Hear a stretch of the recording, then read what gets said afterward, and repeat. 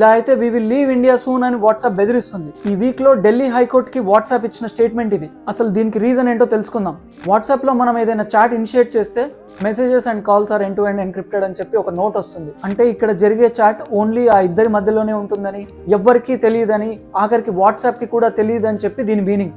ఇక్కడే issue start అయింది. ఇండియాలో ఉన్న 2021 ఐటీ యాక్ట్ ప్రకారం ఎలాంటి సోషల్ మీడియా మెసేజింగ్ యాప్ లో అయినా ఒక మెసేజ్ ఫార్వర్డ్ గానీ షేర్ గానీ చేస్తే అది ఎక్కడి నుంచి స్టార్ట్ అయింది అనే దాన్ని ట్రేస్ చేయగలగాలి. ఎందుకంటే ఫేక్ న్యూస్, హేట్ స్పీచ్ ఇలాంటివన్నీ కంట్రోల్ చేయడానికి. కానీ వాట్సాప్ ఏమంటుందంటే అలాంటి ఇన్ఫర్మేషన్ ని సేవ్ చేయడం లేదా ట్రాక్ చేయడం అలా చేస్తే right to privacy, fundamental right ని వయలేట్ చేసినట్టు అవుతుందని ఆర్గ్యూ చేస్తుంది. డైలీ వాట్సాప్ లో మిలియన్స్ ఆఫ్ మెసేజెస్ వెళ్తాయి. ఇలాంటివన్నీ సేవ్ చేయడం చాలా కష్టమని వాట్సాప్ ఆర్గ్యూ చేస్తుంది. బట్ ఏదైనా ఎమర్జెన్సీ సిచ్యువేషన్ వస్తే ఇది నేషనల్ సెక్యూరిటీ మ్యాటర్ అని, సైబర్ స్పేస్ ని ప్రొటెక్ట్ చేయడం, పీపుల్ ని ఎస్పెషల్లీ ఉమెన్ అండ్ చిల్డ్రన్ ని ప్రొటెక్ట్ చేయడం గవర్నమెంట్ డ్యూటీ అని చెప్పి గవర్నమెంట్ ఆర్గ్యూ చేస్తుంది.